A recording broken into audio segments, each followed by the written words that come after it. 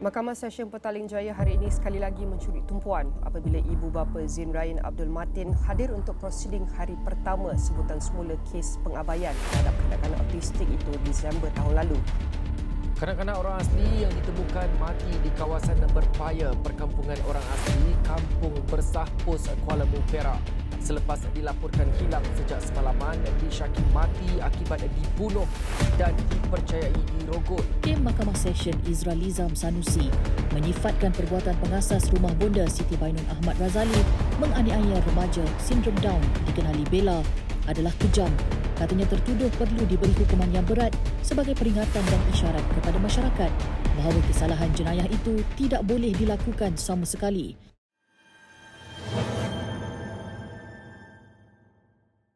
Hello everyone, my name is Nur Shabika Idayu Bijinuddin from the ENG1562 student. Hi everyone, my name is Sarah Andrea binti Abdul Razak and you can call me Sarah. Hi, my name is Umaira Badrishia. Hi, my name is Muhammad Haris binti Abdul Razak. You can call me Haris.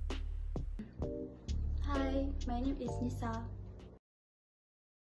And today I will be sharing with you guys what is child abuse, who is the victim, and who contribute in child abuse. But before that, if you have been experienced with child abuse, we're all here to help you. Now, what is child abuse? Alright, child abuse is physical and emotional mistreatment, sexual abuse, negligence, treatment of children, as well as to their commercial or other exploitations. And who is the victim? Victims usually include children from teenagers to or specifically children under 18 years old. And now, who contribute in child abuse? They are called an abuser. Abuser usually are someone that's very close to the children. It can happen from parents, family members, grandfather, grandparents, and someone that's very close to us. Why is this happening? Did you know that Malaysia reported at least 1,000 child abuse and neglect cases every year? And is expected to double in coming years. In addition, some of the cases is not being reported because of lacking awareness in this particular problem in our society.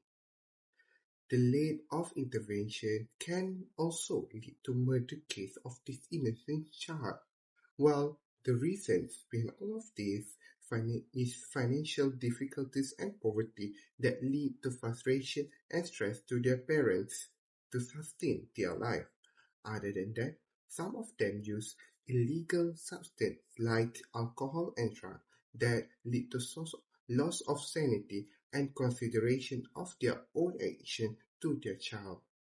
Moreover, untreated mental health such as extreme stress, depression, and anxiety that build up inside someone can lead to abuse case as they need someone to release their pressure in their life. Lastly, we can see with our own naked eye that our society are not aware of the dangerous act that lead to child abuse case because of culture in our society label this act as a norm. But we can say sometimes these peoples over-punish their own children that can affect these children's health mentally and physically. What kind of child abuse that happening in Malaysia? First, let's address physical mistreatment. This involves hitting, kicking, shaking and torturing a child, deliberately causing injury. For example, the case of Bella in 2021 where she was abused by her caretaker, enduring burns and scalding with hot water, is a tragic reminder of this reality.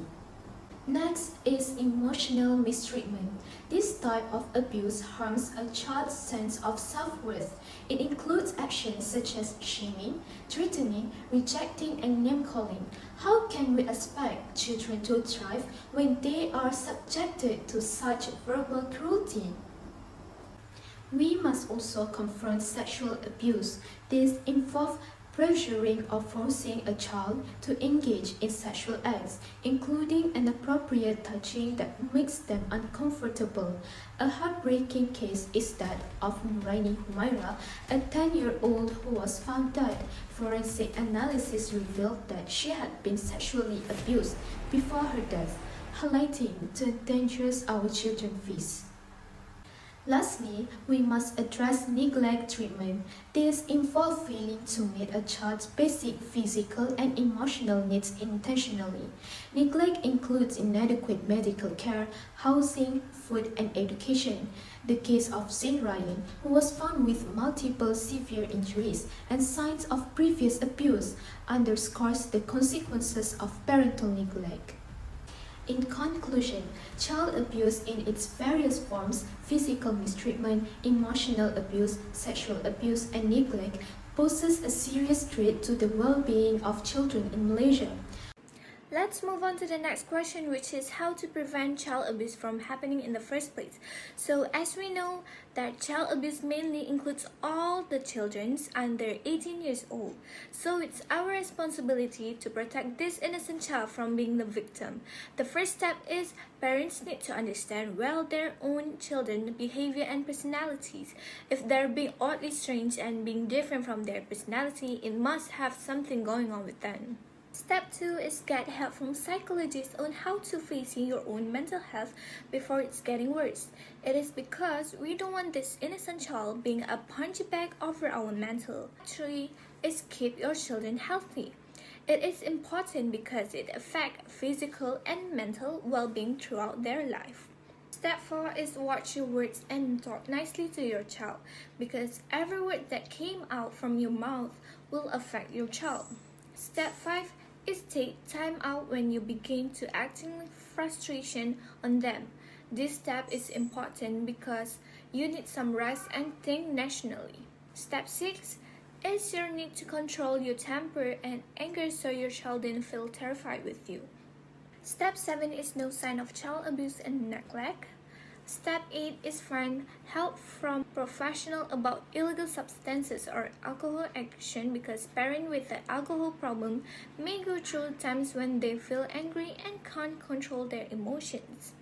Step 9 is teach your child from the early age about the safe place to touch and untouchable place on their body so they can save from the such experiences and they can grow to have a well-balanced mental health. Lastly, it's a very important which is to teach child to say no to an act of touching their body parts that make them uncomfortable so they can defend themselves from being a sexual harassment. Why it is important to educate our society. As a statistic data of child abuse cases being reported in 2023 from January to May highlighted a total of 2,959 cases of child abuse happened in Malaysia. This report from Welfare Department JKM also highlighted the top highest recorded case happened in Selangor, Sabah, Kuala Lumpur total alone at 1,306 cases. From that statistic, it is crucial to educate our society to control the emotion rather than using the children as a place to release their pressure. Secondly, educating our society is important to give them an insight about signs of child abuse to prevent it to happen in the first place. Thirdly, it is to inform the children that it is wrong when you are being abused by your elderly. Lastly, it is vital that our government and NGOs are doing their part to ensure the safety of the children and improving Malaysia welfare laws.